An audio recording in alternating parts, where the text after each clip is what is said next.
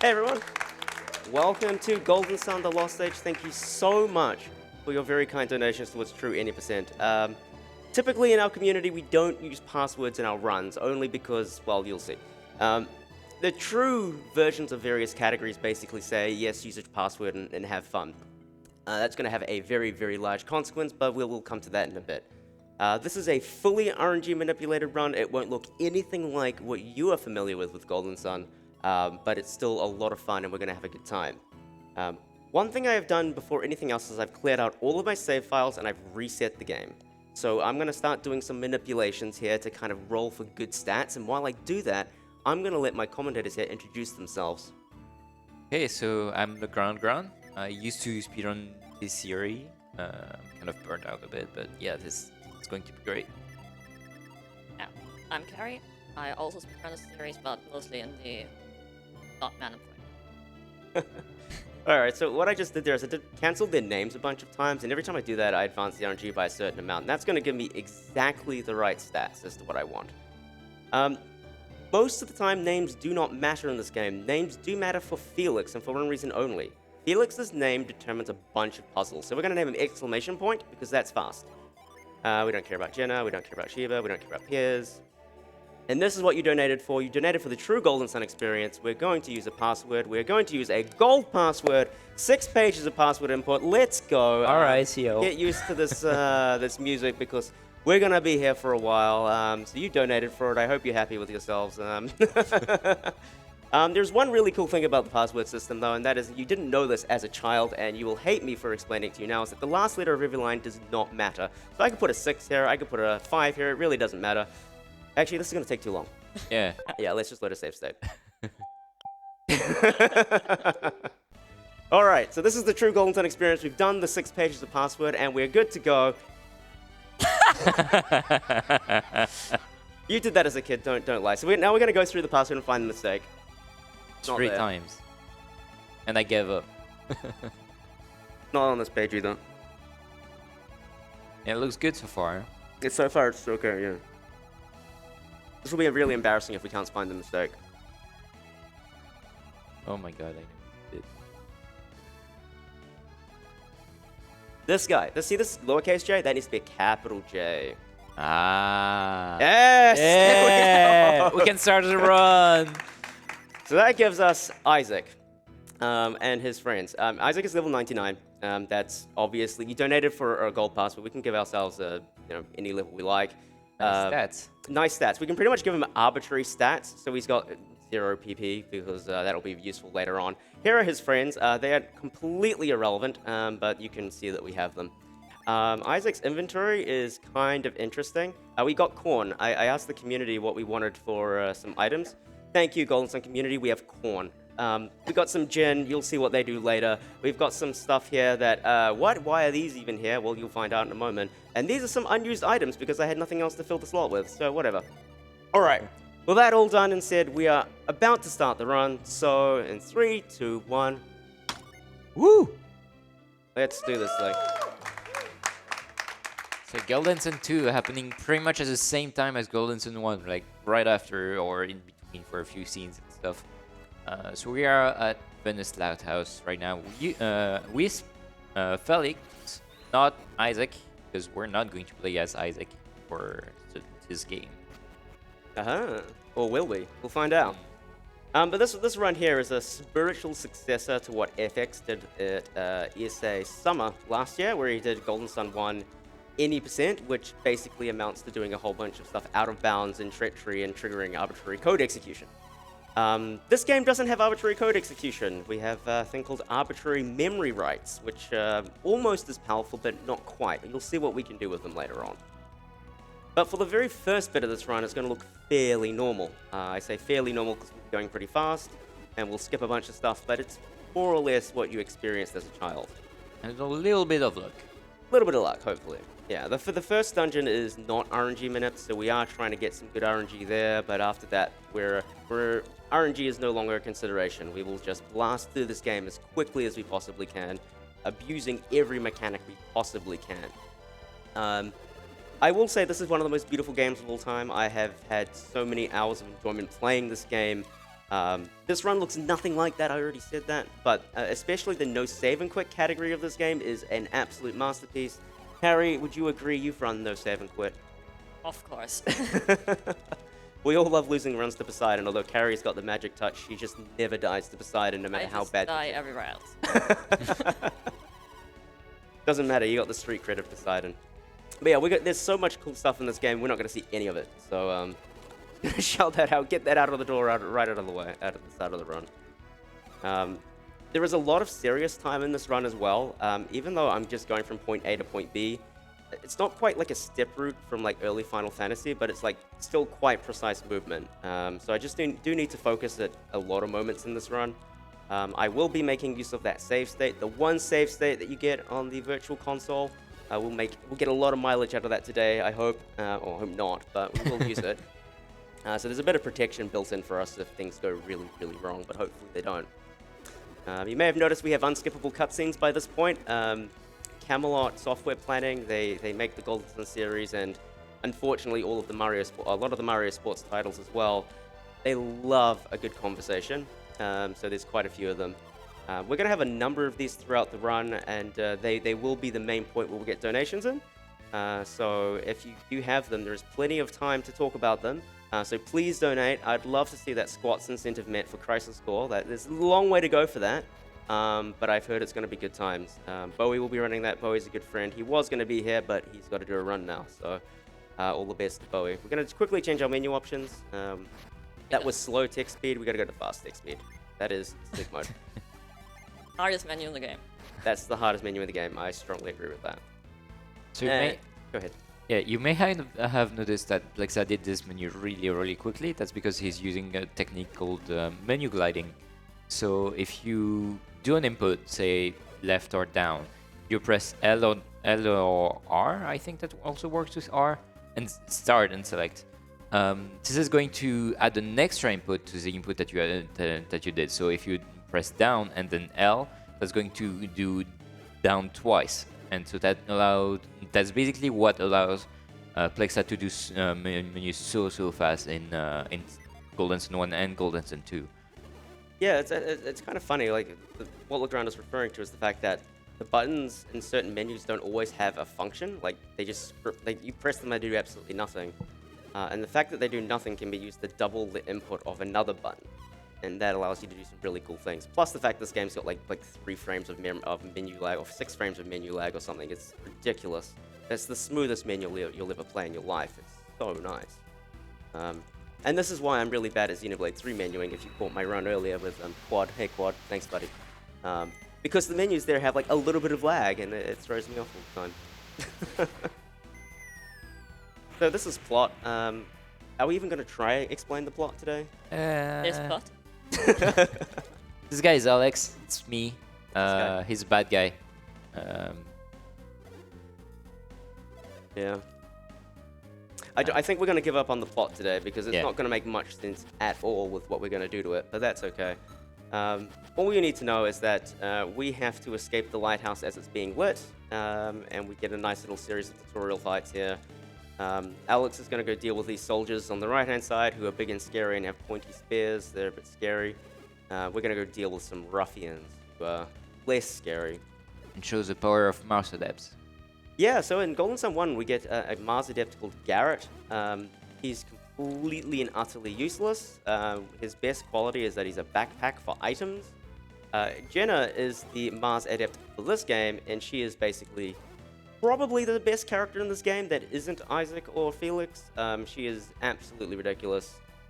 In particular, she can wield very powerful magic, in addition to having ridiculous agility and high attack stats. Like, she shouldn't be as good as she is, but she is, because why not? And she's got her own fighting theme. You're only going to hear that for, like, the next 2 battles, so get in your cat jams while you can. But anyway, we get the Fume series of synergy with Jenna, and Fume is extremely powerful, as you have just seen.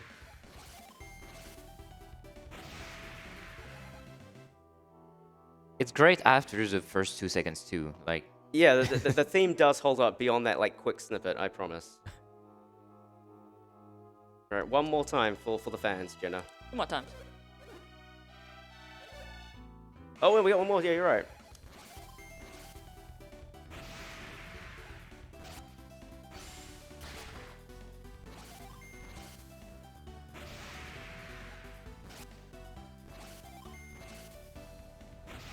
We're getting to the best part. Oh no. Yeah. Never mind. No, it's all over. Okay. So up to this point, maybe we should start talking about RNG manipulation, because there's one little thing here I'm going to do that's going to be suboptimal. I'm going to attack here, which is technically slower, and then I'm going to cast Flare. What that does is I've advanced the battle random number. There's two random numbers in this game. There's a general random number and a battle random number. Battle random number advances when you do actions like that. The general random number just advances always, basically. And because we start from a hard reset every time, and all of those fights always go exactly that way, we know exactly what battle random number we have. The battle random number is useful if you play this game casually, because that determines what drop you get at the end of a fight. For speedrunners, we care about the battle random number because it gives us attacks first. We've put the RNG at a place where we get 2 attacks first in a row. If you don't know what attacks first is, it basically says you're guaranteed to run away from the encounter. Well, actually, you get a free turn of actions, but we're never going to fight anything. So for us, it's basically a free run.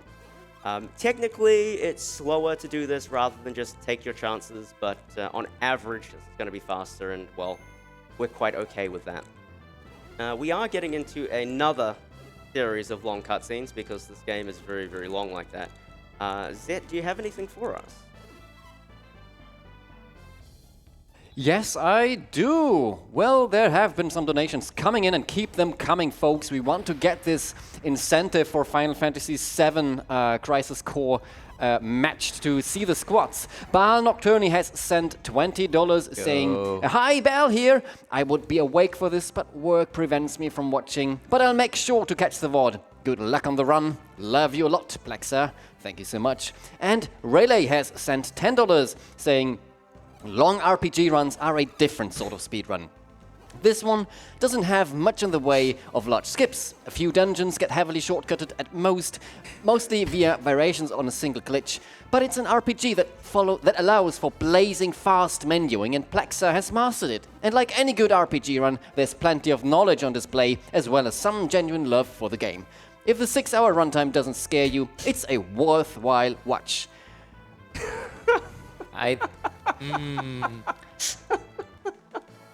Maybe you should have checked the category.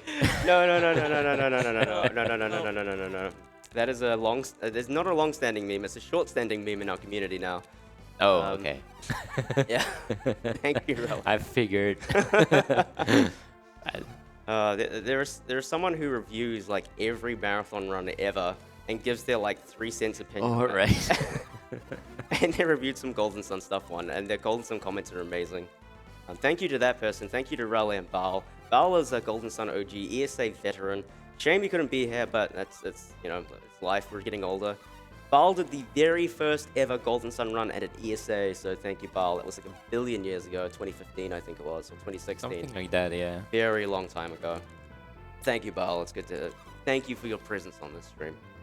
I mean, Bell Nocturna was the reason I started really running this game, right? Because I was on the French restream for it, and I took the time to actually learn and understand the route and stuff. And so after that, I managed to actually get into Golden Sun 1 speedrun, and it was really fun. Kind of sad that the run that existed like 7 years ago is now gone because of glitches, but hey. So we definitely don't want to check ourselves for injuries, because that will start a very, very long cutscene of us checking ourselves for injuries. And we're going to quickly save the game and reset. You're going to see a lot of the screen. And we're going to do a thing called the Sanctum Warp, which warps us to the next available of the previous Sanctum that we visited. We never visited this one, but because it's the start of the game, we get warped here. This skips like, what, 2 minutes of cutscenes? I forget how many carry. Like, do you know? Remember? I think it starts like 1 minute more. It's slow. We don't like slow things in our speedruns. This is Echo. He's going to try give us a Jin tutorial and tell us how to use Jin. Flint from the first game will force it on us. Echo, on the other hand, is a real friend and allows us to say no, so we skip the tutorial, which is fantastic. Thank you, Echo. You're Be like Echo. Be like Echo. Give us an option to skip the tutorial. Hello, Xenblade 3. Hello, Monolith Soft. Are you listening? All right, so this next bit of the game is not RNG manipulated mostly. I do have 2 free fleas in a row. Hopefully we can keep one of them going into the first dungeon. If we don't, it's really not a big deal. Everything is very low level here, so it's like whatever. Oh my god, an attack first, you got so lucky. I couldn't have seen that coming. Yeah, again, this is going to be heavily maniped, and so far, so because like battle RNG is really easy to manip. suck. Oh, nice. So you can skip this. Well, skip. Actually, do you skip it? You can skip it, yeah. It saves 1 second if you skip it. If you get the cutscene, it's like not a big deal. But if you're like a little bit lower than what I was, you can skip that cutscene. It's not a big deal. It's like 1 text box of dialogue. It's not a big deal at all. Often you spend longer setting it up than the time save you would have got from the skip. Swag is time neutral. Yeah. Again. Swag is always time neutral, at worst, yeah. So yeah, battle RNG is really easy to manip.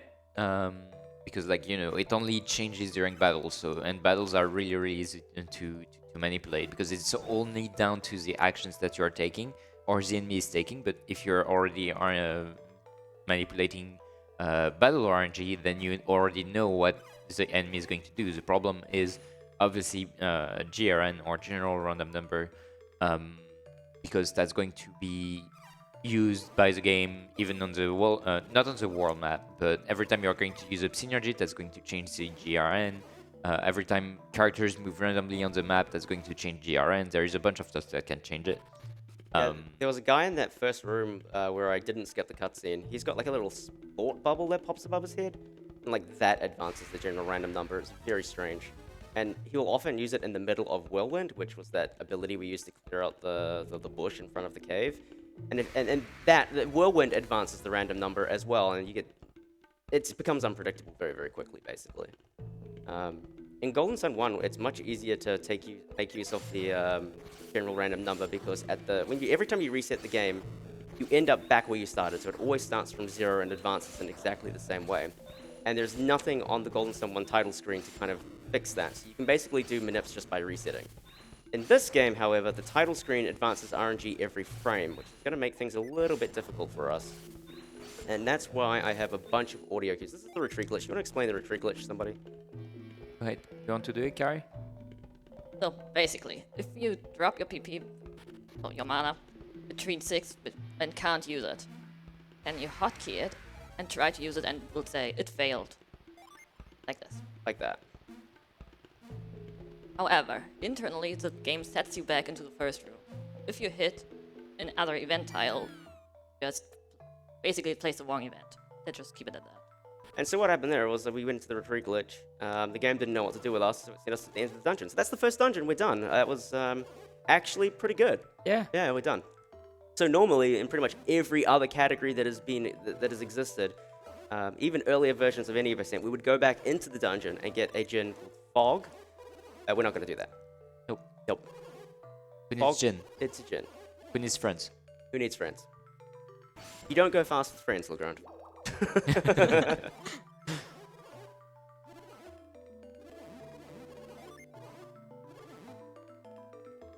So yeah, so the retreat glitch that Kari explained. So this was a retreat door application. There is going to be quite a few other applications in the run. I'm pretty sure. They're coming up right Yeah. pretty soon. There will be a lot of them. So that was retreat door, and there is going to be like 2 different others ones. We'll get to explain them at that point. Fine.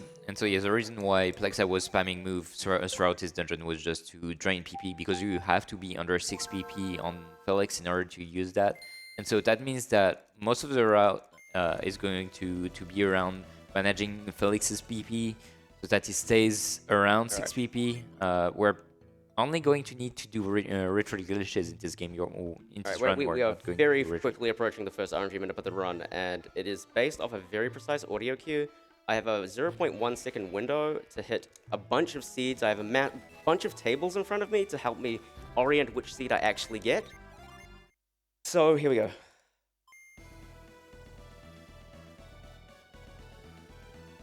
Alright, hopefully. See? So if you're ever interested in running this category, this manip right there, every runner has their own manips because it's too hard to give the correct moment that you press start. So if you're planning on running this, you'll have to do your own manip. So like there's a bunch of really cool tools to figure it out.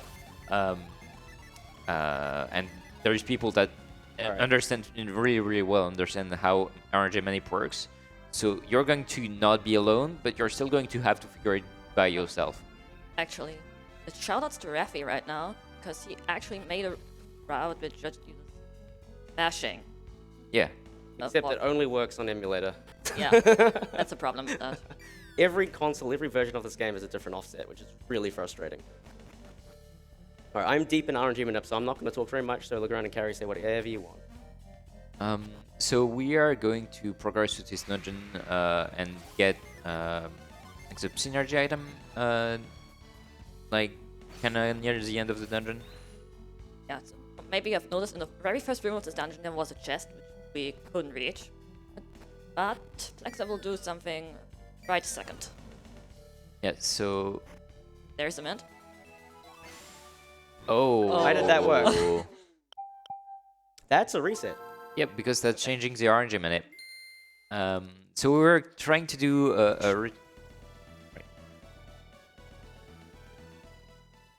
Alright, sorry, continue. Yeah, no problem. So we're trying to do a retreat glitch on that chest, and basically, like as Gary was explaining, there is a chest in the first room, and so, like, imagine you're in a room, you're opening a chest, cool, you're opening chest A of that room.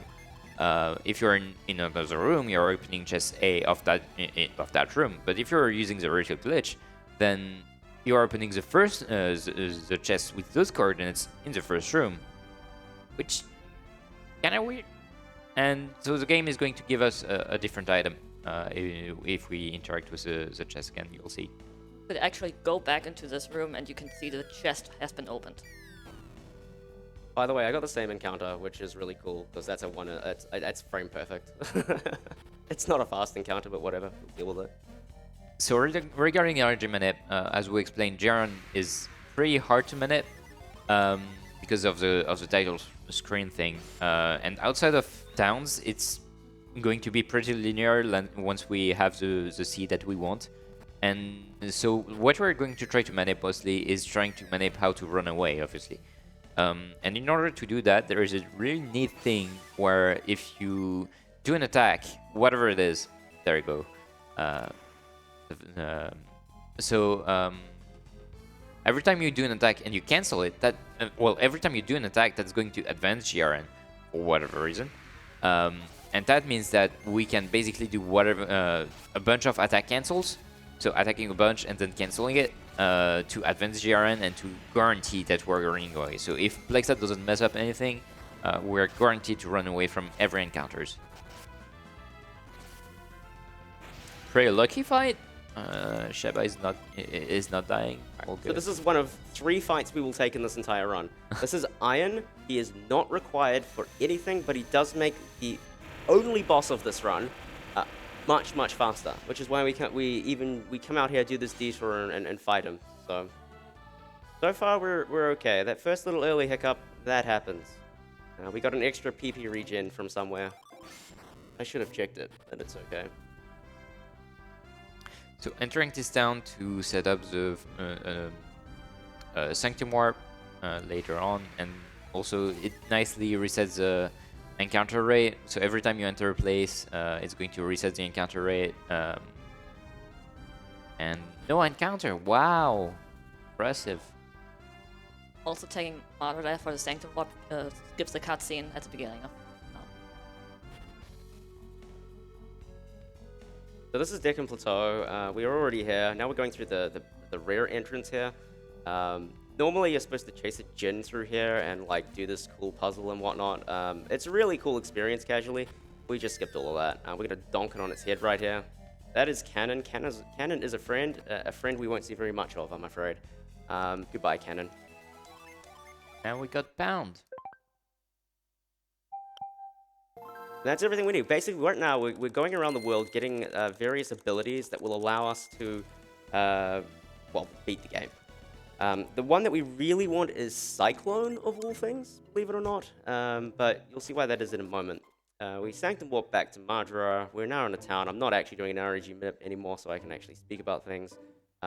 We are going to go into a fairly long sequence of RNG minute following this. Are there any kind of messages you want to share with us, or shout out that crisis score incentive again? Indeed, I would like to do that. So I would remind all the viewers that we have for the upcoming run, Final Fantasy VII Crisis Core Reunion, an open incentive, and that one is quite some way to go. We're at $172 out of 2,000, so still more than 1,800 to go. But please help and make that incentive happen. Remember, we are raising funds for the Alzheimer Fonden. They're an amazing organization doing very important research on Alzheimer and dementia-related diseases. They are actually making a lot of progress, and please help them. I don't know if you've seen the intermission videos. They need the funding through the donations to progress quicker. Otherwise, it takes a long time. You know, research takes a lot of time and money, and we love to help them because it's a disease that I wouldn't wish to anybody of you to get, or any of your relatives or friends. And with that, please also, make sure to get this incentive met, because apart from helping for an amazing cause, you can see amazing things, such as squats being performed during the run. And I think this is something that is really worth donating towards. So please don't wait, don't try to snipe the incentive, because sometimes donations get stuck for a while before they get greenlit. So make sure to get the donation in right now and help us reach that incentive. Yes, you definitely want to see Bo is a hero squat on stream. All right. I want it. We got another RNG minute coming up, so I'm gonna have to focus. I also need to be really careful not to overwrite the save file, which will become relevant, well, in a moment.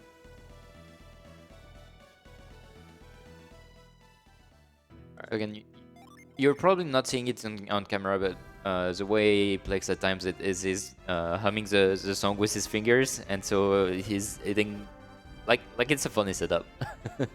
Gotta say.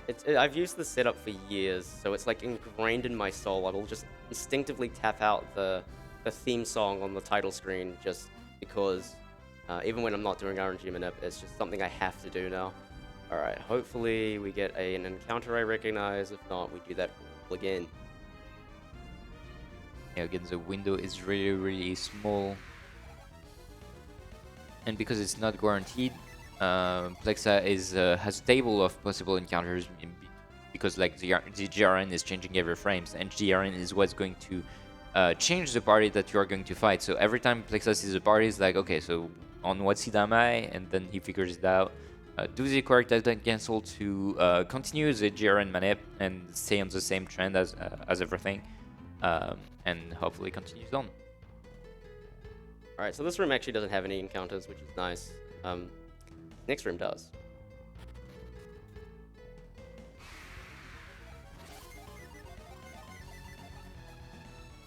So I'm pretty sure, actually I don't think it's really relevant to talk about, but so yeah, the main reason we're doing all of this is to get scoop. There you go.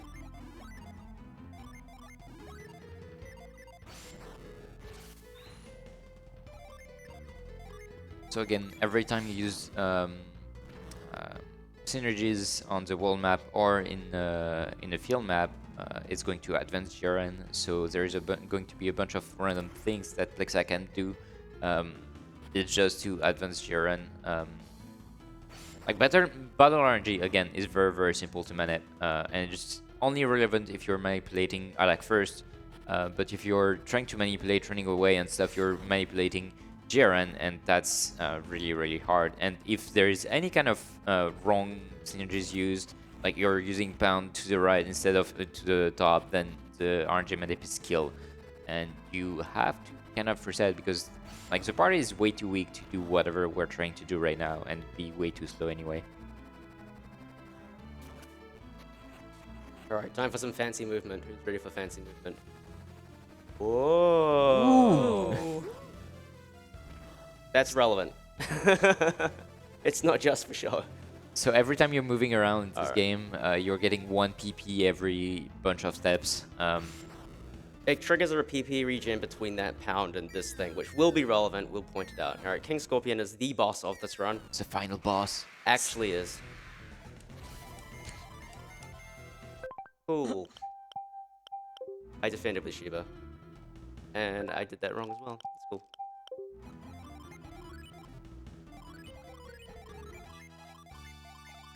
So if you didn't have this safety save right there, this save state, we'd have to go back all the way to Madra, which is pretty slow. It's very slow.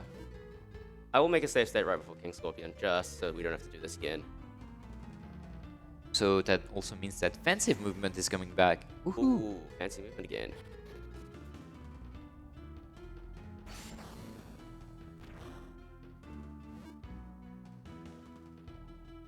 So, like, RNG meta, even though that's not a thing too much in the Golden community anymore, it's something that I really like doing in a speedrun. It's just really cool to do a bunch of attack cancels and then just run away instantly. Like, I always find it really fun to do. It's gone because now the most popular categories of Golden Sun 1 and Golden Sun 2 are no save and quit. And no save and quit basically guarantees that you're not doing RNG manip. That's the main reason these categories exist. So basically you're playing Golden Sun as intended, using normal mechanics. Alright, now we don't have to do that again if we mess this up, which is possible. My fingers are a little jittery today, so okay. The thing is, again, because of menu gliding and how fast the menus can play, it's very easy to do mistakes because, as you can see, good luck seeing any of that. So we never mentioned, but like if you've got multiple gens on standby, we can use summons. Summons are going to deal a lot of damage, and sleep bomb right there proccing really nicely, and he's not waking up too much.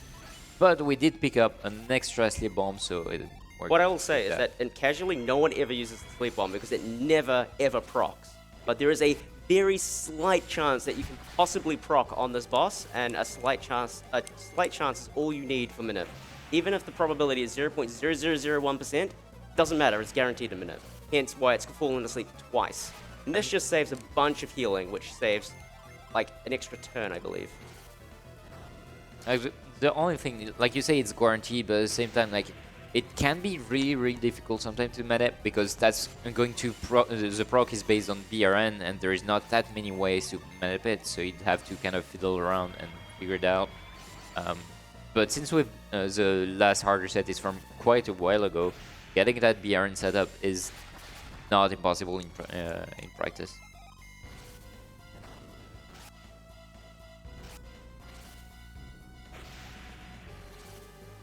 And dead. Jenna has 1 PP. Look. That 1 PP is from the fancy movement, and that's relevant because she's going to get the scoop gem, so we can equip that to her, and scoop costs exactly 1 PP, so we can get out of here, which is really helpful. Now we're going to do a quick retreat glitch. When the game doesn't know where to send you, it sends you to a weird place on the world map. This place on the world map, which conveniently is right where we want to go. We got scoop, we have pound, we have lash, we have everything we need to make inroads into Gabamba Statue. Gabamba Statue is the gate for Cyclone. Remember, this is a run to get Cyclone as fast as possible, and the boat, but mostly Cyclone as fast as possible. So we're on our way. We're going into an area which is like 10 levels above us, I think. You tell me if I forget. It's like level 16 that you're expected to be, so yeah. Yeah, about 10 levels. We're currently level 6. We are extremely weak. If things look at us the wrong way, we will die. Things in this next area have basically your fleet chance is determined by your difference from your level to the enemy's level, and we have negative fleet chance at the moment. Every time you fail, you get a little bit more, but we will not be able to run from anything first try. I'm going to do another thing here. We'll have to explain it after the fact because I'll need to listen to the audio cue. I'm going to load a save file, then reset for reasons that will become apparent. I'm loading in junk into the memory, and that junk will make this next skip easy. So basically, what happens if you're in rigid mode, but you're saving and reloading the game? Well, the game is going to put you in the first room with the coordinates of the place where you saved and reset, which can potentially put you out of bound. And so that's where we were. We were out of bound, and with just because the junk data was loaded from the Can Plateau, we managed to get very fast into outside of the area and skip the end of this dungeon. So that first attacks first. Every time you hard reset, you are guaranteed to attack to get attacks first, so you can run away and flee. This is not guaranteed for anything, so we just have to hope we don't die. Well, we didn't die. Surprise, surprise. Didn't see that one coming. Alright, this next minute is kind of annoying. So the thing is, because we've got negative fleet chance, because we're so underleveled, we cannot run away from the first encounter for the first turn. We have to run away on the second turn. So I've forgotten how to push buttons. Here we go. We got this.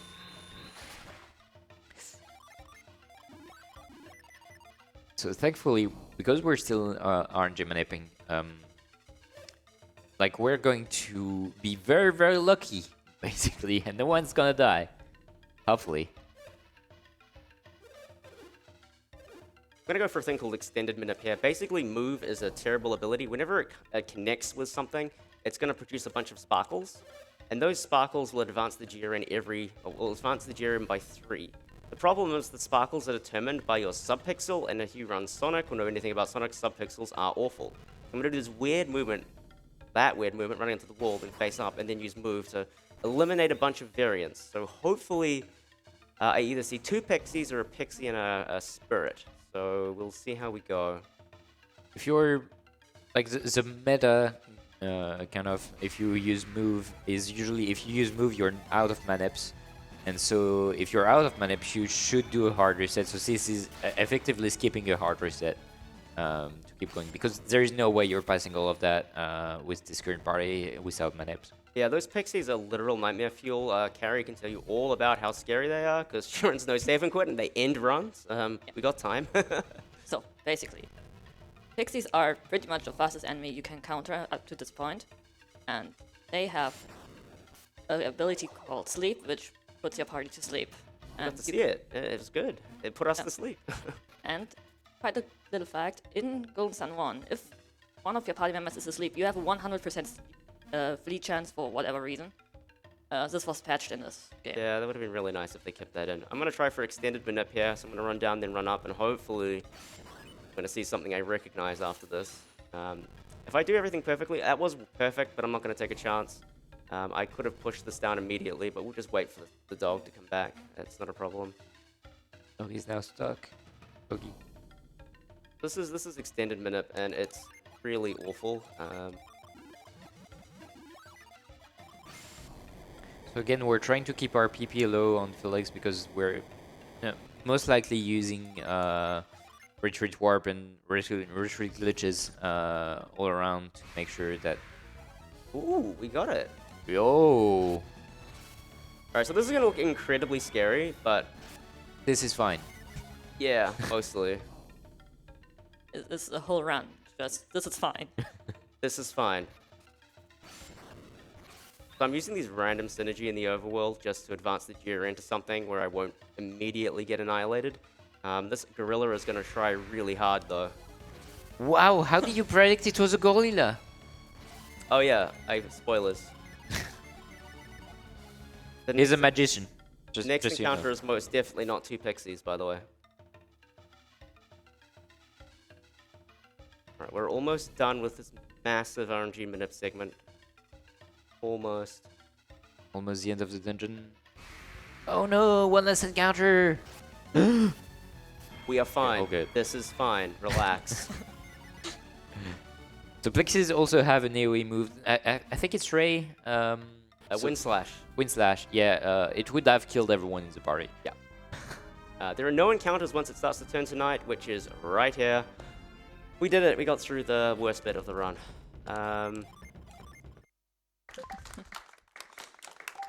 I lied. The worst bit of the run's coming up. Where is Sid to tell us about this wonderful place? This place is awful. So if you thought that manipulation was long, this next one's even longer for reasons. This is a very long dungeon, but we do get an extra character right now. We're going to get Piers. Now, Piers is going to join at level, what, 17? 18. 18? We're level 6, so we are here a little bit earlier than expected. But Piers is actually going to help us quite a bit. Again, it works. The fleet chance works off your party's average level. So 6 plus 6 plus 6 plus 18 is 36. Divided by 4 is 9. We have level 9. There are enemies in here which have, what, I think level 14? Well, 15? I don't know. I don't remember exactly. Anyway, we have a microscopic chance to flee first try for a bunch of different configurations. Not all of them, but some of them. And again, some of them is enough. We'll try and get as many of those as possible. While we're going fast. I also intentionally took a lot of damage in Gabamba Mountains. We're keeping that damage on us for later, when we can, well, do another retreat glitch, and scaring people off is a very, very fast way to drain your PP. Shuffle my tables around so that I can get the next table up.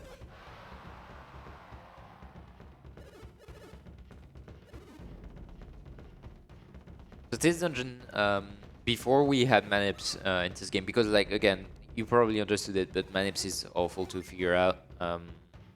So there used to be like RNG manip in this game back in the days where this category wasn't completely broken. By the way, if you use move on an object, you can cancel it really, really fast. So that's a really, really fast way to drain PPs. I do think I miscounted, so I'm gonna check. It felt not that much. I had 14, so I had to use 7 moves there to get to 0, but I think I used 6. So we'll find out. It doesn't change anything. I can just use move again. It's not a big deal. We're not in Minip at the moment. We're in the town. There's no problem here. We will do a reset in a moment. Yeah, the only reason we did the reset when we entered the town was to Sanctum Warp to the guy next to the statue, which saves a little bit of movement. Saves a little bit of time. It actually takes quite a while to get there. You have to use Lash, you have to jump over some pillars. It's really slow. So again, just save, go fast.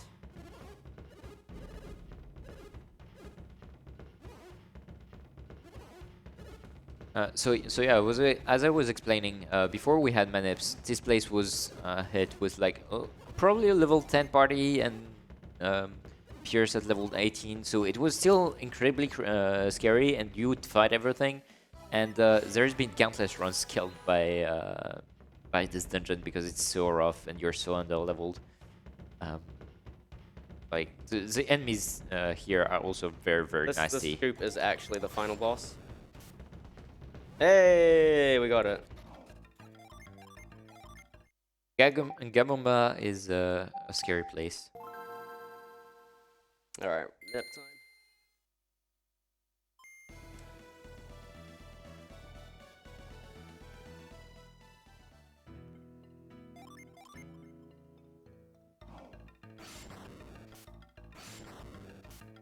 The biggest challenge in Minip is delineating encounters so you can figure out which seed you have. That's why I do 2 lashes. It puts the RNG in a place where I can figure out what encounter I'm getting.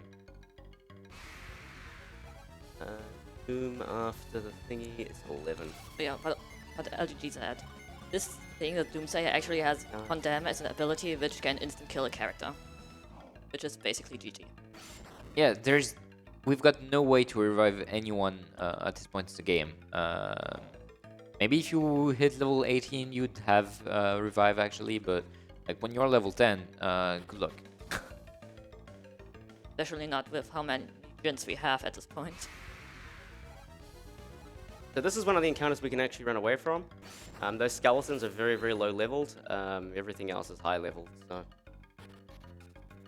Yeah, again, because we've got negative fleet chance for most of this, we're going to have to take 1 turn of damage for being able to run away.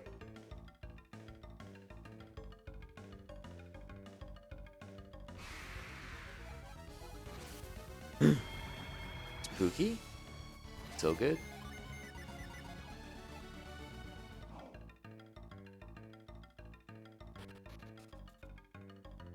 Look at this friend. It's a friend. You should get it. No? Friend? Can't even Okay. get it yet, dude. You actually have to beat the dungeon basically before you can get it. Okay. Easy eyes, good targeting. So if I recall correctly, the targeting is based on GRN, not Correct. DRN. Yeah, it's GRN based. But again, we're manipulating both, so like we're fine.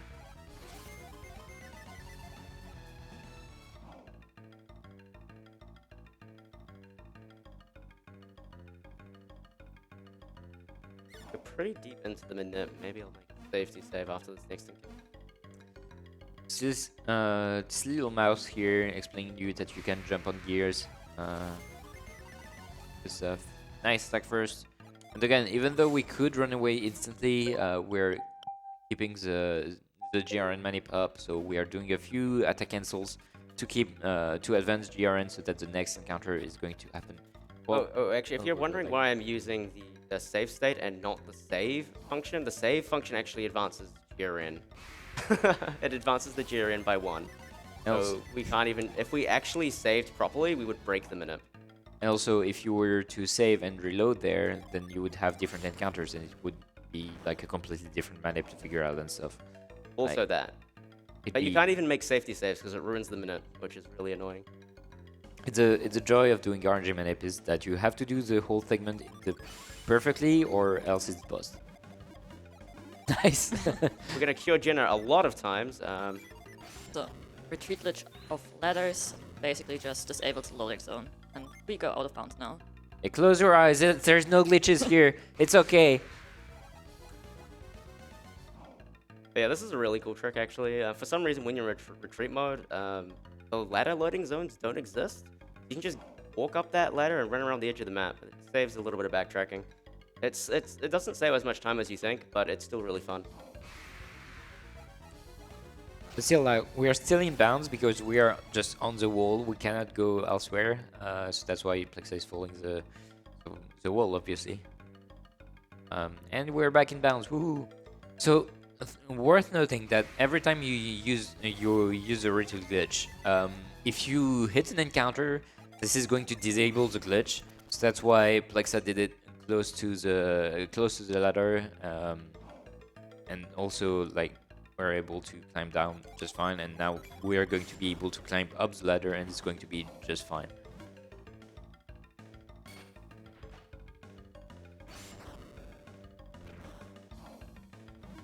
Don't worry, that's scripted. Don't worry, we had to use that pound. It's fine. Yep. Like I said, all those random synergy are just to do certain things. For instance, this next encounter, that pound allows me just to run away, which is like very helpful. So yeah, compared to Gabamba Mountain again, like the runaway rate isn't as bad because we've got Pierce in the party, which buffs the average party level by quite a bit.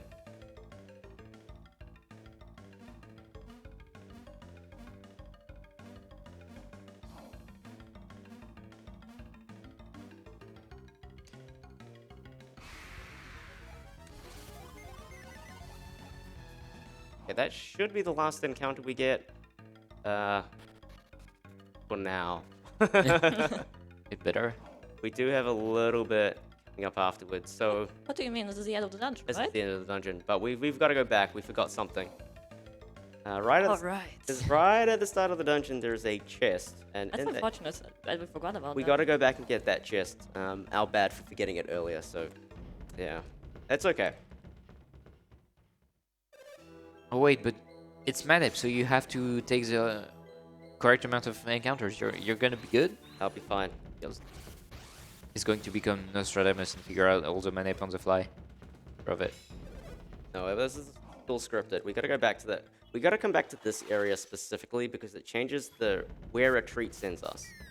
Before entering this room, retreat was going to send us to the start of this dungeon. For some reason, they changed the retreat pointer to this room only during this sequence. So if we at any other point of this puzzle, we could not do what we're about to do. The retreat pointer has to be pointing to this room for a particular reason, and we'll come to see it in a bit. I have to focus. And a little thing about this room, you see this puzzle, and this puzzle actually depends on Felix's name, which is one of 3 puzzles that work like this. Which is why Felix is named exclamation mark. Hands Because- off the controller. So I'm letting the game auto-advance text there, even if it's slower. Get a consistent GRN advance there. So hopefully this all works. Hopefully.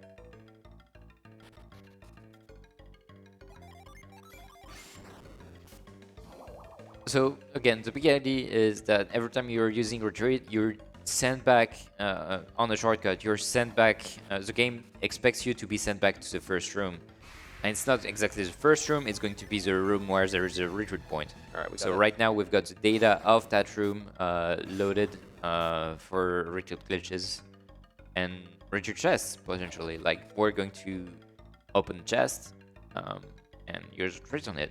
I'm taking like an extra half second when I enter a room just so I make sure I do the right movement. If I do anything wrong right now, we're dead. And I have to restart and do everything all over again. I really should have made a save state, but I'm not a clever person. You're not a coward, you mean? Sure, let's go with that version of events. It'll be fine.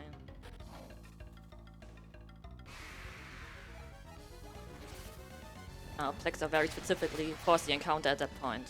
We will see why.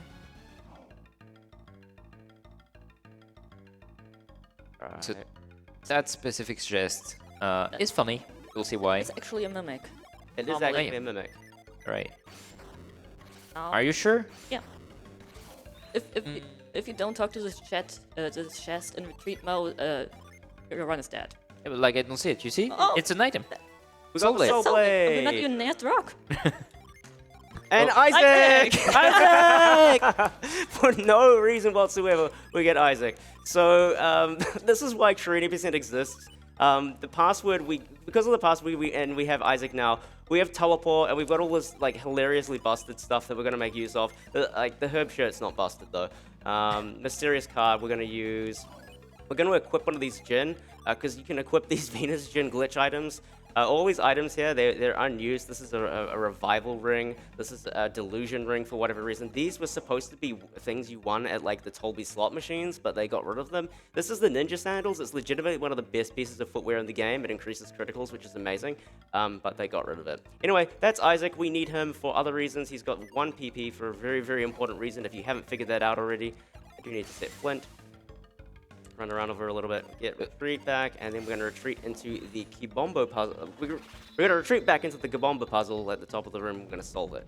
The manip is now over. The game is basically trivial from here on out. I should have hotkeyed down though. That would have been very clever of me. But we're going to solve this puzzle. Again, exclamation point being Felix's name makes this puzzle as fast as possible. This puzzle is on a timer. There's like a 90-second timer or something for you to complete this puzzle. The only time that timer is paused is when you're using synergy. So you just want to solve this in the least amount of synergy possible, which happens to be 3. And then we're going to stand right here. And that's going to minimize screen transition when the cutscene starts. But we got a lot of time to kill. So Zet, do you have anything for us? I do. I have a $25 donation from Isaac saying the world needs Golden Sun 4. It does. It does. Thank you for that. And that one is also going towards the Final Fantasy VII Crisis Core Reunion. Any percent squats incentive. So we're now sitting at $197 out of 2,000. So still a little bit more than 1,800 to go. Please keep them coming and make that donation happen, folks. I would really appreciate that. I want to see boy squats. Yeah, me too, selfishly. We need to make him do his little gym. This is peak speedrunning right here. Yep. Just sitting here doing nothing. It's very Earthbound, getting into that secret door place. Yeah, yeah. Oh, don't mind the head off to the right, by the way. That's completely meant to be there. No, for some reason, when you load back into this room, it like warps everything weirdly. We had to force that encounter to the left of the ladder before we used retreat. Otherwise, we'd get retreated out of bounds. Something about like where you enter the room is where retreat sends you. It's very strange. Everything about what I just did is very, very strange. There is no reason why Isaac should be in that chest. Like, why is he there? We actually found that Soul Blade like 2017, I want to say, when we first found the Soul Blade in Ayers Rock. But we had the Soul Blade in Ayers Rock. which was faster to get and more convenient. So when we checked that chest, we saw the soul blade. We're like, oh, cool, we got another soul blade. That's cute. We never looked at it. They just clipped it to their head. Don't worry. Again, just don't ask questions. We never actually took a battle with that. So one day I was showing this glitch off. I think it was to you, Carrie, and Relay and whatnot, just to be like, haha, look, you can get another soul blade. Then I got into a battle, and there was the party swap button now. There's an extra menu option now because we have more than 4 characters. And I was like, what? And you can see me freak out. It's kind of funny in my discovery video. Yep. And the whole point there is, yeah, you have Isaac. And for some reason, we also get the party duplication glitch because the game doesn't know where our party ends properly, so we have an extra character. In this case, we have 2 Isaacs. It can be 2 of anybody. It's a very, very strange glitch. I almost made a big mistake. Yeah, you would think that, like, we know a lot of things about what the glitches were doing and stuff, but, like, we don't for this one. I'm sure Selenute, one of the scientists in the community, or maybe it was Tearwater, one of the two. Those 2 guys have done, like, an amazing amount of work on these games. They continue to do amazing work on these games. They just dumped all of Dark Dawn, by the way. I don't know if you saw that. They've got, like, all of the memory value. Yeah, I That's saw that. really cool. Cool stuff. They have done so much work for these games, and this run is only possible because of Tearwater. But anyway, one of those guys explained it to me at some point.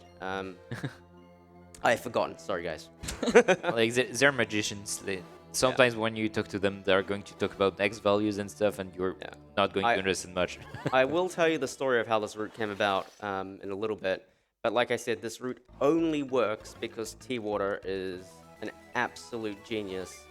And he spotted something that has no right to exist. Yeah. Anyway, doing retreat glitch before this skips a cutscene, which is why it was really important I did that, and we end up here. Normally you go to Akafubu's room and he gives you a speech. You don't like being talked to.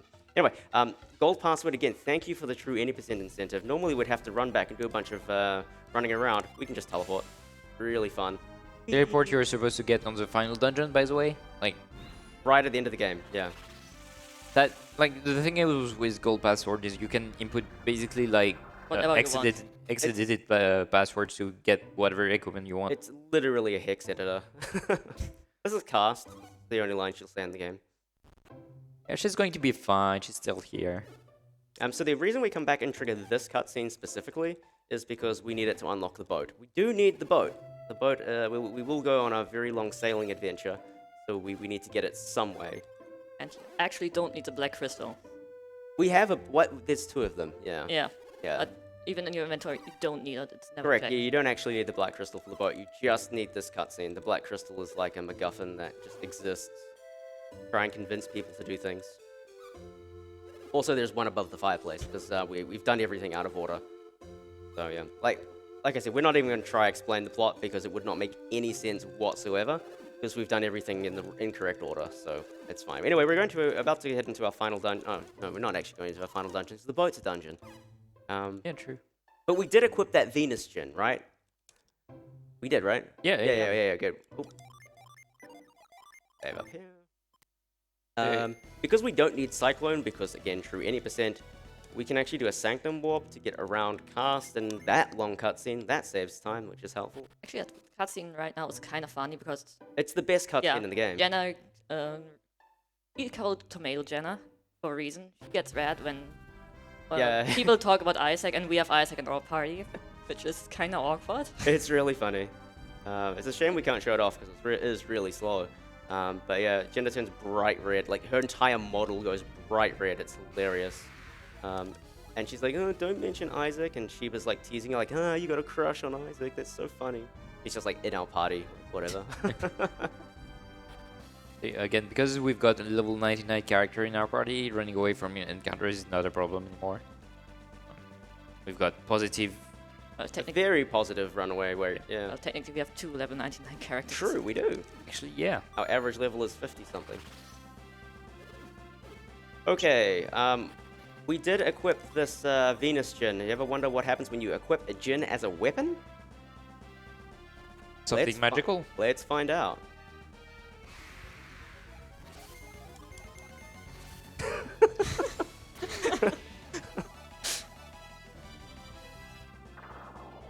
It's a thing.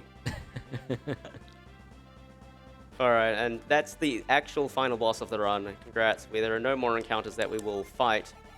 We will set up retreat though, because we can do a retreat glitch here. Very important. We hard reset though. That'll take us out of bounds on the boat, and we can go around the edge and kind of skip the Aqua Hydra. There's usually a very, very scary boss. Well, not a very scary boss, but a boss that exists that will die to the Soul Blade one way or another. But we don't have to pay any care in the world to him because we can just do this. We're over on the left side, by the way. Now it's stop. What I'm going to do is I'm going to line this barrel like on the left edge of the screen. Then I'm just going to run up. Then it's going to shift. Then I'm going to run up left. And, oh look, we skipped the Aqua Hydra. That's very nice. Retreat warp again. Very cool, nice. very cool. We are moments away from getting the boat, which is going to be fun. So once we have access to the boat, we've got basically access to most of the game except the Western Sea, because we'll need to get grind. We have grind. Oh, so we got access to everything. Except Incredible. Prox. Except Prox, which is the last. Oh no. Yeah. All right, let's do story time. So things that I've said right now make no sense to most people, which is fine. I said this run is all about getting a Cyclone as fast as possible, and also the boat. We have done both of those things. We are now going to go to Ayers Rock. The realization that T-Water had was that in every single map in this game, every single one, there's a thing called the third layer. The third layer is basically what tells the game whether or not synergy should work or not. Like if you use burst or move or whatever, should it work in the location that you're using it or not? And in every map, every synergy has these tiles just coded in, just in case they needed them. So that includes Cyclone. Cyclone is not used in Ayers Rock normally. It's usually used in, where's it first used? Like Gabamba Catacombs, I think. Anyway, not in Ayers Rock. So there's no reason why Cyclone should exist in Ayers Rock, but it is. So out of bounds, we can find one of these Cyclone tiles that's there for, programming reasons, and we can use Cyclone out of bounds. When the game doesn't have a destination for your Cyclone, all it does is it sends you up. And so we're going to go up a lot. For the second reason, which is also an observation of T-Water, and that is that there are some tiles that will write some memory values in places. Comes back to the idea of arbitrary memory writes. We'll point out those tiles when we get to them, but the combination of these two things will allow us to do some very, very, very silly things. But first of all, we got to get through Ayers Rock, everybody's favorite dungeon. Casually, this place was the stuff of nightmares. In a speedrun sense, this is like The Holy Grail. greatest dungeon that has ever existed. It has given us everything we could possibly ask for and more. So thank you, Ayers Rock. You have repented for your sins many, many, many times over. Yes. What's funny is before T-Water's discoveries and whatever we're going to do happen, we always believed that if there was Ace or any kind of completely broken glitches in this game, it would be in Ayers Rock, and we were right. Because every glitch is possible in this game. So By the way, a lot Mega of lag right here. There are whirlwinds filling up this room continuously. If I got an encounter, it would have reset the lag, but it didn't. So that's a bit of a bother. So we're just going to climb up Ayers Rock. Pretty much normally, I will always hit switch because there's now an extra button between flee and attack, which is really frustrating. But we're basically going to climb up this vanilla for a little bit. So if we have a donation or anything, that would be basically the last chance for the next 20 minutes. Perfect, so let's go. We have $5 from Arekusu Desu saying, shout out to our Kiwi speed runner. Hell yeah. Good luck with the run. Hello from New Zealand. Thank you so much. Kia ora. That's hello in New Zealand.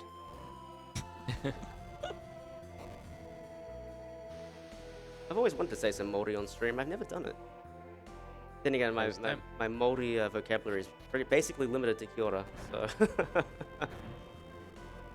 Anyway, these guys are on a timer, so if we had really, really good movement, we might better skip one of these cycles, but you still have to wait for this guy, so... It doesn't matter. Nothing we can do about it. We are going to do a really cool trick called, we call it the blind climb. Unfortunately, it's not really interesting as a viewer because everything's going to be done blind. You're going to look at a screen and be like, what is going on? I'm going to try and narrate what I do because it's, well, Otherwise, it's going to be very boring as I run around off screen doing things. So there's this big whirlwind puzzle that's in this next room. I'm going to go into retreat mode right here. Remember, loading zones are disabled when I go into retreat mode, so off of ladders specifically. So I'm going to climb up here, and I'm actually going to enter this puzzle area. Tapping the menu to know when I'm on a ladder. I'm on a ladder here. Run left, run up. I'm on a ladder at the end of the room. I'm going to run right a little bit. I'm going to go... See, the screen moves. I went right. Now I'm going to climb up to the top of the ladder. What I'm doing is I'm going around this room like this.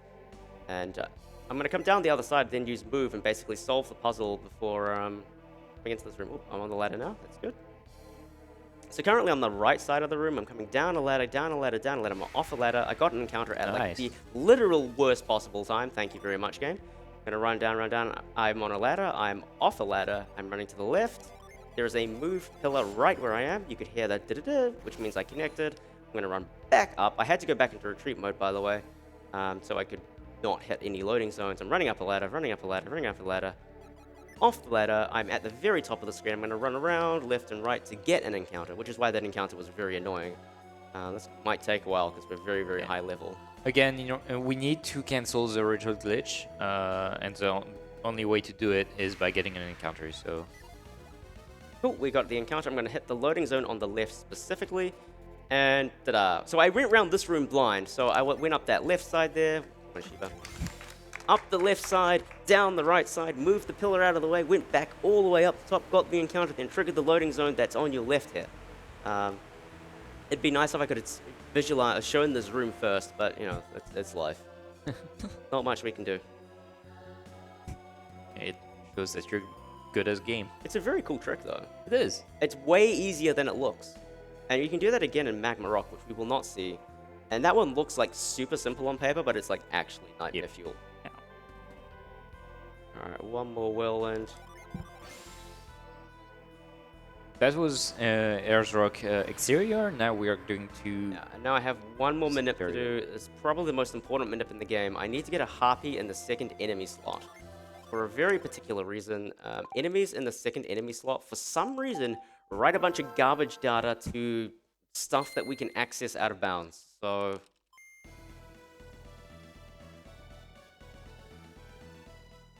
Okay.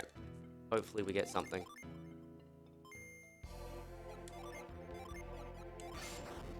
And so now we are preparing the big glitch. Yeah, and getting the harpy in the second enemy slot is like the key to that. It's going to put all the right memory values in the right places for us to do some very, very silly things. That is early, but that's good. Emu So that's not a harpy. If you got confused, we're still going to try and we're going to get another encounter. So I know what encounter that is. So I can do a manipulation that will hopefully trigger a harpy before I leave this room. Well, it's These probably floating won't stones trigger. are really interesting. I'll gotta just say. have to run around here and grind it. There it is, harpy in the middle slot. Perfect. Alright, now we have everything we need to beat the game. So you have noticed those flying floating stones, right? That's what's actually super relevant for the trick that we're going to do. So I very have to make sure I soft reset from now onwards to keep the memory that we stored in the memory from the harpy. If I do a hard reset, it's lost, but it does persist through a soft reset. This is how you go through the dungeon really quickly. Everything's unloaded, so we can just walk past what would be a pillar, and that's the first part of Ayers Rock done, but we're not going to do any of Ayers Rock. We don't care about it. These tiles in particular, notice how they're bouncing up and down, and when I land on them, they go, like, they stop moving. Look, I'm not moving. The game is writing a memory value to Felix's location to put that not moving tile there. That action of writing that tile is the arbitrary memory write. And we are going to place tiles in flag locations out of bounds to, well, beat the game. Alright, I need to really, really focus for this one. This is like the scariest thing in the whole game. Yep, so there's going to be... Yeah, I need to focus. Okay, sure, right.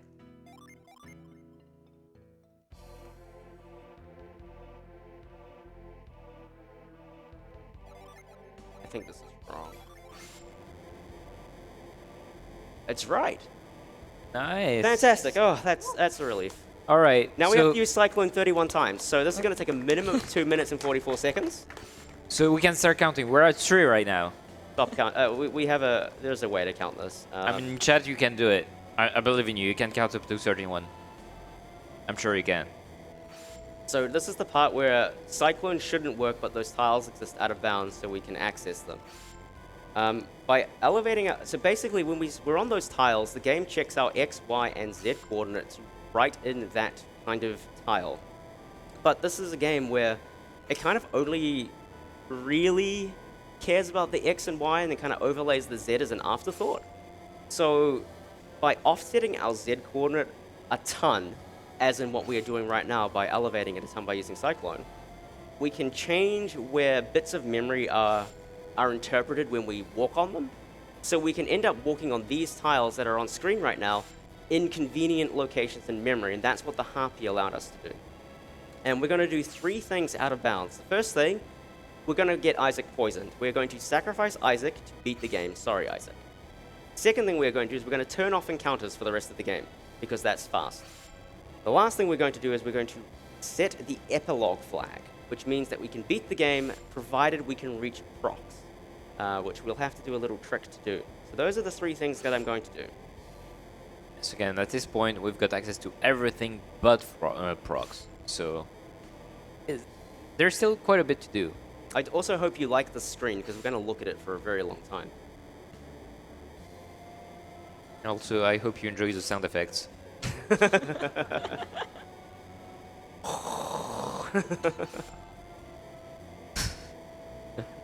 It's very windy in here. It is Ayers Rock after all. Yep. Let's check how far we are away.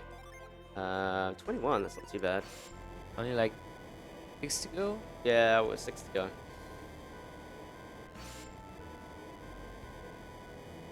No, more than that. More than that. Cyclone is 2, not 3. Oh. Yeah. Now I've lost count, so I'm gonna have to go check again. Where are we? 13, okay. That is 11. We're basically draining all of Pierre's PP, which is Nine. why like it's not too complicated to figure out. Because again, we never got any levels, so we know what PP Pierce is going to have at South District. This is quite convenient. Mm-hmm. 3. Alright, we have done 31 cyclones. And so I never need to do that again. We're making a safe state. Alright, this is now very complicated movement, so. I'm running down, by the way. Run into a wall, and if I hold down here, I should end up screen wrapping. If I don't, I'm worried. Oh no. Okay. It's not over yet. That's the first part of this trick. We are using a void. I'm going to make another save state, so I don't have to do that again. Now I'm going to run left for a bit. But remember, we're using a void from very, very high.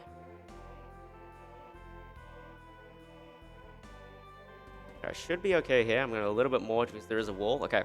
Right 1 unit down for 2 seconds. Left 1 unit down for 2 seconds. And I got a flash. I'm in the right place. I'm going to make another save state so I don't have to do that movement ever again. I have to go up a little bit. There's a void, by the way.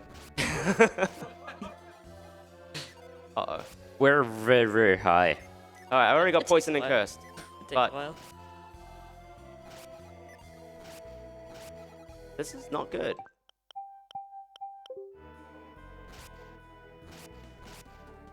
So what happened there is I actually overwrote my right button to be a menu button, so I couldn't move right, which is a bit of a problem. Alright, I am in the place I want to be. I'm going to run down a little bit, left a little bit, right a little bit. Isaac is now poisoned and cursed because we wrote a tile in his status area, which is kind of weird. 2, 3, 4, 5, In 6, arbitrary 7, memory 8, rights. 9, 10. Alright, I had to jump 10 times to lower my Z coordinate just a little bit. Run into this wall, down, right, up, left.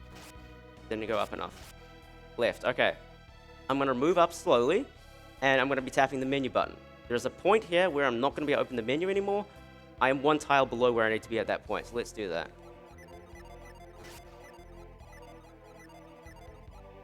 Can't open the menu anymore. Keep going, keep going, keep going. Oh, I can. I'm going to run right to this point and save the game. A little bit more. save the game right here. Saving the game in this location, after doing all of that, turns off every encounter in the game. So we shouldn't get any more encounters. Next thing I need to do is I need to do probably the hard movement. I'm gonna run right to a wall. Trying to get over a wall here. I got over the wall. This is fantastic. Okay. I'm gonna go down. Keep running right. Okay, I have hit another wall. Isaac is almost dead, so we're going to make sure we've only got one copy of Isaac, because when we have two copies of Isaac, it's proccing twice, so we'll get him out of that. Trying to go up.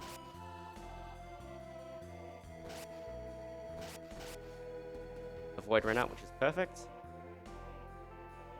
Alright, we're in the final part of this glitch, and I'm going to snake another save state. Now I have to do a really crazy movement, so I'm just going to focus on that.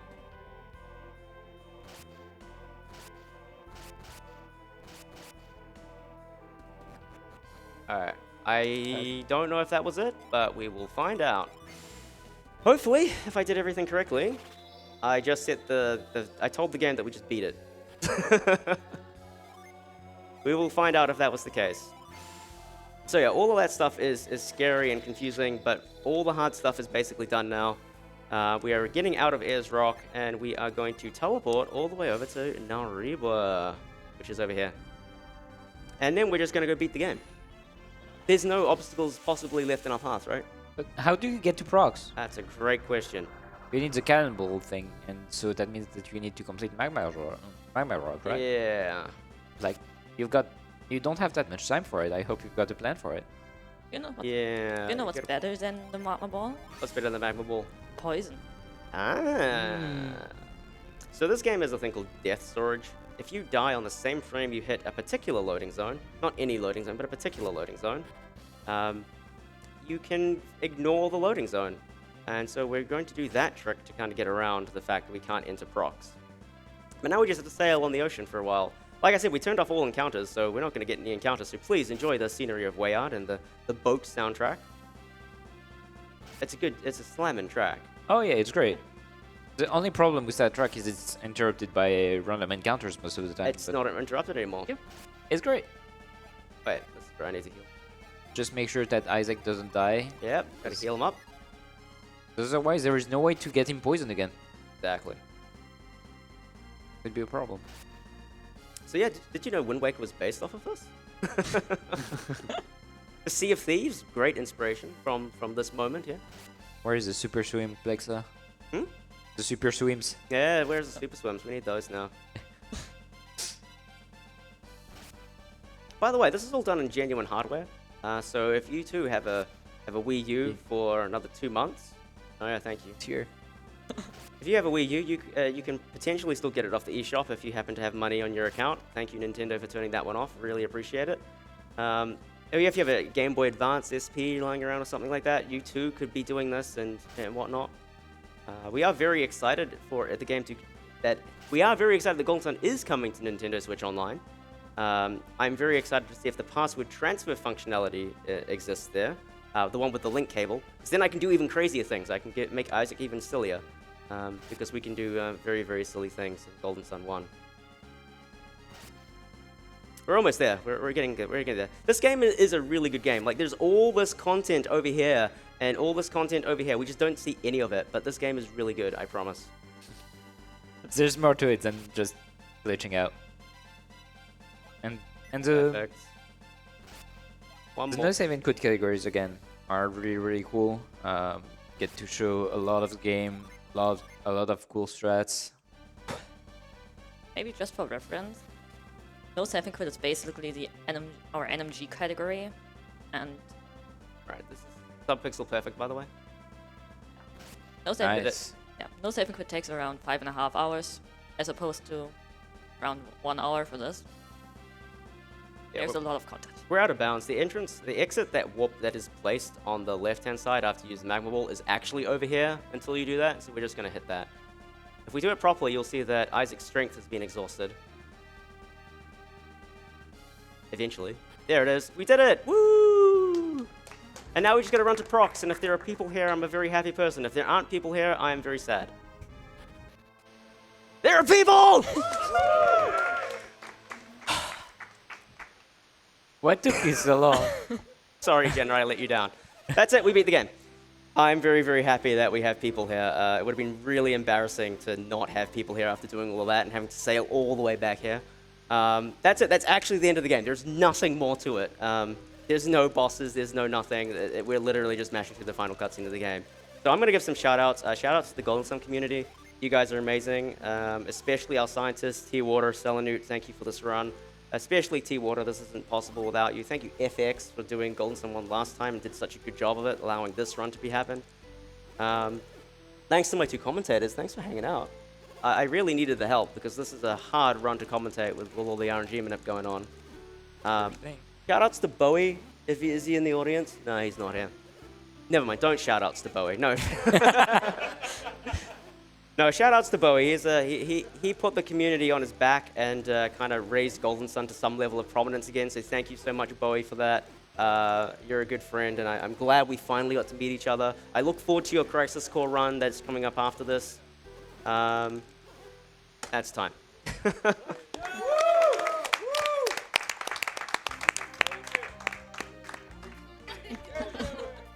Hey, there he is.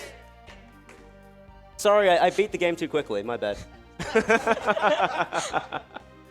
But thank you, everybody, for the donations for True Any Percent. You didn't miss anything by opting for that. You just missed a bunch of boring backtracking, which wouldn't be particularly interesting. So we just sped everything up, which was fantastic.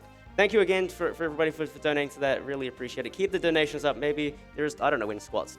We need to get a little money in for squats, but hopefully we can still do that. Thank you again to my wife for making the trip all the way from New Zealand to be here. Thank you. You're over there somewhere. Once again, I still love you a lot, even though it's been 2 days since I last did that. And otherwise, we are done. It's been 2 days? You don't say that every hour? Well, thank you so much for this amazing run. That was some crazy manipulation going on there. So, with that being said, we are now preparing our next run, Final Fantasy VII Crisis Core Reunion. Please keep the donations coming for the squads incentive. I've been told it's gonna cut off somewhere around 40-ish minutes into the run, so there's still some time to go, but don't wait too long. Don't try to snipe it last minute, because there's still a path to go, but we can make it. With that, don't go anywhere, and see you in the next run.